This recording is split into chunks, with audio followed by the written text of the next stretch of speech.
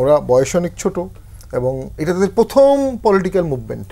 তাদের জীবনে 5-6টা মুভমেন্ট হওয়ার পর একটা রাজনীতিবিদ তৈরি হয়। একটা রাজনীতিবিদ তৈরিতে অনেক সময় লাগে। 14 সালের ওই ভোটের বিরুদ্ধে যখন টকশো করতাম, আমাদেরকে পিছন থেকে রাজাকারের বাচ্চা গালি দিত টিভি চ্যানেলে, টকশো তো দিতই। অনেক সাংবাদিক আগ বাড়িয়ে পাকিস্তান চলে যান এমন কথাও বলেছে। ওই যে পাকিস্তান চলে যান, আর এখন শুরু হয়েছে ইন্ডিয়া চলে যান। তখন ছিল এক ধরনের ট্যাগ, এখন হচ্ছে স্বৈরাচারের দোষর এক ধরনের ট্যাগ। ট্যাগিং দেওয়াটা সহজ হয়ে গেছে, ট্যাগিং ফলোড বাই মব। মানে হাসনাত আবদুল্লাহ যে কথাটা বলেছে আওয়ামী লীগের সম্পাদক, এই যে রুমিন ফারহানা না হয়ে অন্য কাউকে বলতো, ওই দিন রাতে তার বাড়িতে অ্যাটাক হয়ে তাকে মেরে ফেলতে পারতো প্র্যাকটিক্যালি। মানে বাংলাদেশে এমন হয়েছে তো, অমুককে ট্যাগ দেওয়া হচ্ছে, তার বাসা আগুন দিয়ে দিচ্ছে। এটা খুব কমন ঘটনা, 1 বছর অনেক ঘটেছে।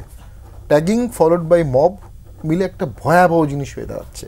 এটা অ্যান্টি স্টেট, এটা অ্যান্টি বাংলাদেশ, এটা anti inclusion, anti democracy, anti সব কিছু। যত ভ্যালু আমাদের সমাজে আছে সব কিছুর অ্যাগেনস্টে। রাষ্ট্রের ব্যর্থতা হচ্ছে রাষ্ট্র এটাকে নিবারণ করার ন্যূনতম কোনো ইফেক্টিভ স্টেপ নিতে পারেনি। সদিচ্ছাও নাই, নিয়ত নাই, সক্ষমতাও নাই। সক্ষমতাহীন একটি রাষ্ট্র পরিণত হচ্ছে বাংলাদেশ, এবং কঠোর হওয়ার প্রয়োজন যেখানে, সেখানে কঠোর হতে পারছে না। আমি মনে করি হাসনাত আবদুল্লাহ অত্যন্ত সাহসী। আমি মাঝে মধ্যে তাদের ওই জুলাই আগস্টের সময়ের ক্লিপগুলো দেখি, এবং পুলিশকে যেভাবে বলছে এটা আমাদের ক্যাম্পাস, আপনি চলে যান, আমি থাকবো, বন্দুকের সামনে দাঁড়িয়ে যাওয়া। কিন্তু আমি 1 বছর ওই হাসনাত আবদুল্লাহকে হারিয়ে ফেলেছি। আমি ওই হাসনাত আবদুল্লাহকে আর পাচ্ছি না। আমি পাচ্ছি সেই হাসনাত আবদুল্লাহ যিনি জাতীয় পার্টিকে আজকে মোনাফেক গালি দিয়েছে।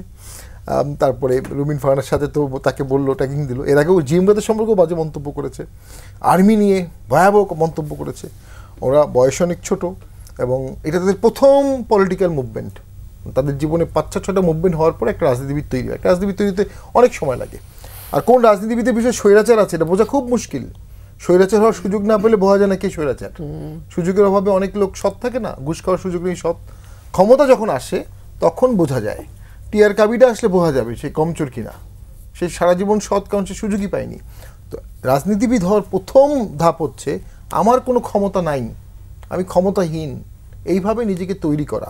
তো আমার এই ইয়াং ফ্রেন্ডসরা, তারা হিউজ পোটেনশিয়াল এখনও আমরা মনে করি।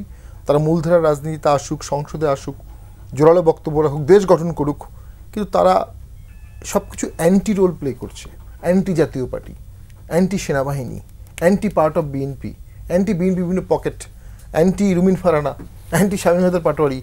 তারা আমাদের ভালোবাসার, স্নেহের, শ্রদ্ধার, কিন্তু তারা আমাদেরকে ঘৃণার বানিয়ে ফেলছে। আমরাও বাধ্য হবো তাদেরকে ঘৃণার বানাতে। এবং সেক্ষেত্রে তারা আরও বেশি বিপদে পড়ে গেছে যত ভোট আসছে, কারণ দেশ তো তারা চালাচ্ছে। সচিব নিয়োগ দিয়েছে তারা, ভোটের বিষয়গুলো একটু পরে আমি এক সেকেন্ড শেষ করে দিচ্ছি। সচিব নিয়োগ দিয়েছে এরাই।